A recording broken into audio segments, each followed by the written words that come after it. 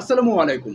আপনার যদি কোনো সুযোগ তৈরি হয়, অনেক সময় সুযোগ তৈরি হয়ে যায়, অনেক সময় সুযোগগুলো নিজের তৈরি করে নিতে হয়।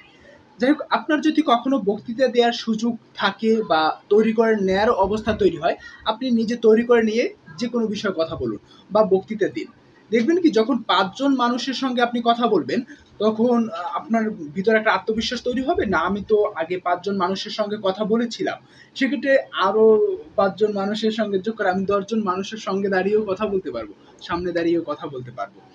এই যে একটা আত্মবিশ্বাস নিজের ভিতরে তৈরি হওয়া, এটা কিন্তু আপনাকে নিজেকেই করতে হবে। দেখুন, আমি কিন্তু একসময় বিভিন্ন সংগঠন করতাম। ওই সংগঠনে যখন বক্তৃতা দেওয়ার হতো, যখন বলতো যে ইমরান এখন কথা বলবে, তখন আমি না করতাম না। অনেকে আছে যে এরকম সুযোগ থাকলে না করে দেন, না ভাই তোরাই হচ্ছে কর, হ্যাঁ আমি করব না। এরকম হয়তোবা আমি চাইলেই বলতে পারতাম। বাট আমি ওই সুযোগটা খুঁজছি না। আমার যদি কোনো একটা কথা বলার অবস্থান থাকে, তখন আমি কথা বলব। যেকোনো বিষয় হতে পারে, কথাটা বলব। ওরকম সুযোগ যদি সামনে আসে, তখন কথাটা বলা এবং সুযোগটা নিজের তৈরি করে নেওয়া। হয়তোবা আপনি বলতে পারেন তাহলে আমার তো কখনো সুযোগ আসেনি, সেক্ষেত্রে আপনাকে সুযোগটা তৈরি করে নিতে হবে। আপনি ভালো স্পিকার হতে চান, আপনাকে অবশ্যই কথা বলতে হবে। সেক্ষেত্রে আপনি করতে পারেন কি আপনার এলাকার বা মহল্লায় কয়েকজন নিয়ে যেকোনো একটা কাজ করতে পারেন। আপনি চাইলেই তো বলবেন না যে ভাই তোরা আস আমি একটা বক্তৃতা দেবো। এটা তো চাইলেই করা সম্ভব না, তাই না?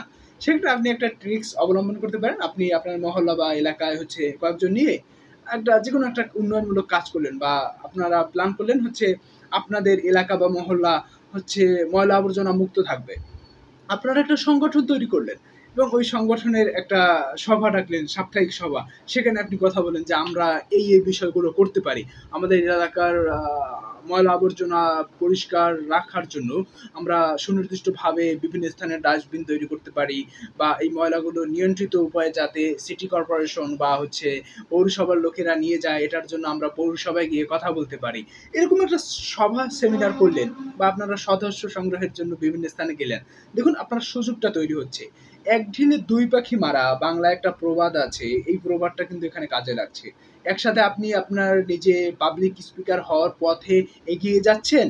আরেক সাথে আপনার এলাকাটাও উন্নয়ন হয়ে যাচ্ছে। এলাকা দূষণ মুক্ত হয়ে যাচ্ছে, ময়লা আবর্জনা মুক্ত হয়ে যাচ্ছে। একটা সুনির্দিষ্ট উপায় চলে এসেছে এলাকায়।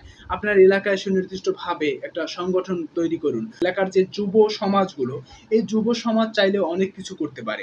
তারা অনেক ভালো কাজে মানুষকে অনুপ্রেরণা দিতে পারে। সেটা শুধুমাত্র এই যুবক সমাজ না, তরুণ সমাজও চাইলে করতে পারে।